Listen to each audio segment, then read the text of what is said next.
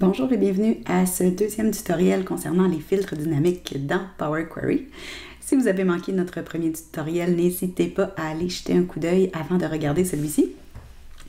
Dans cet exemple, ce que je vais faire, c'est que je vais m'assurer de filtrer toujours la même liste de fichiers avec laquelle on a travaillé dans le premier vidéo.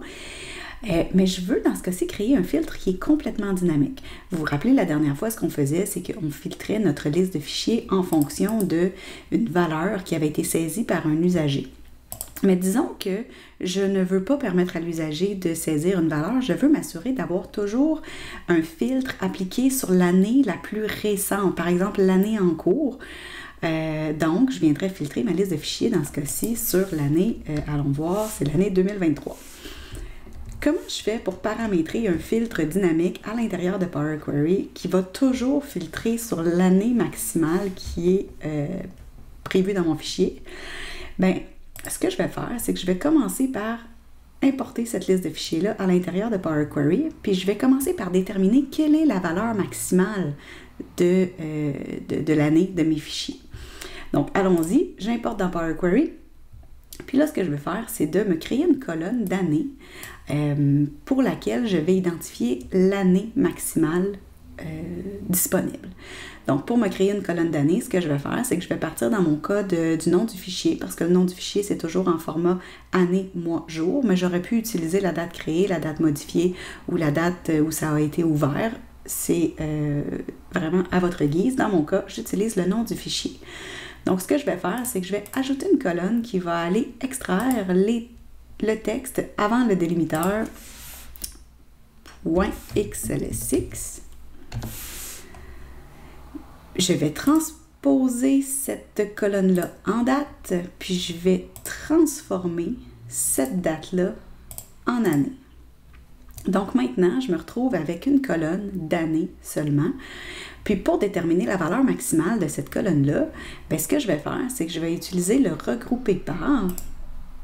Puis dans les valeurs, dans les settings avancés, les paramètres avancés, ce que je vais faire, c'est que je vais aller déterminer la valeur maximale de la colonne année. Là, je ne l'ai pas renommée, elle s'appelle Text Before Delimiter, mais c'est notre colonne d'année.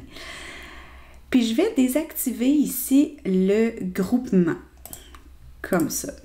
Fait que ce que ça va faire, c'est que ça va me créer une seule cellule, en fait, qui va me renvoyer la valeur maximale de mon année.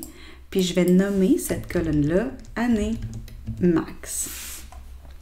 Puis là, vous comprenez que je le fais sur le maximum de l'année, mais ça aurait pu être l'année la plus vieille et ainsi de suite.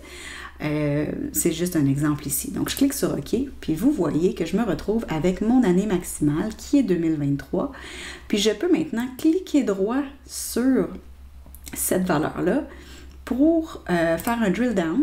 Puis, à partir du moment où je fais un drill down sur ma valeur, bien, je vais pouvoir réutiliser cette valeur-là à l'intérieur soit d'une autre requête ou encore à l'intérieur même des prochaines étapes de cette requête-là. Dans ce cas-ci, c'est ce que je vais faire. Je vais continuer ma requête pour pouvoir effectuer toutes les transformations à l'intérieur d'une seule et même requête.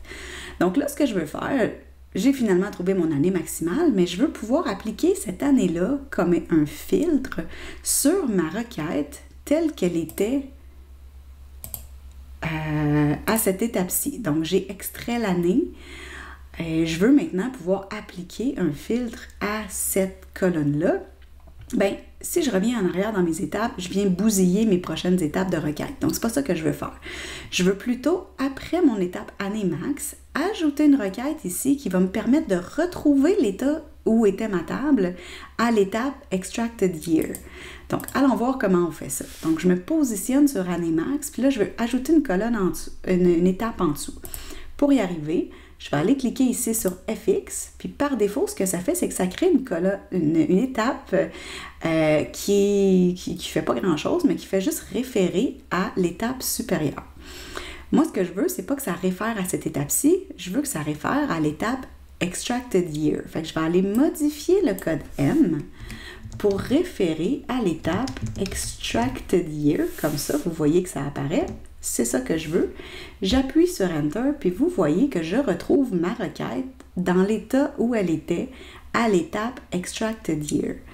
Puis à partir d'ici, là, je vais pouvoir appliquer un filtre sur ma colonne Text Before Delimiter, qui est en fait ma colonne d'année. Donc, je vais appliquer un filtre sur cette colonne-là. Temporairement, je vais appliquer un filtre sur l'année 2019, par exemple. Puis je dis temporairement parce qu'en fait, tout ce que je veux, c'est encore une fois générer le code M qui va m'être utile pour faire le filtre, mais je vais aller ensuite modifier mon code M pour faire référence, plutôt qu'à l'année 2019, je veux faire référence à l'année max que j'ai déterminée à cette étape-ci. Donc, tout ce que j'ai à faire pour référer à la valeur qui a été générée dans année max, c'est d'écrire le nom de l'étape, puis vous voyez que le nom de l'étape est reconnu comme étant une variable.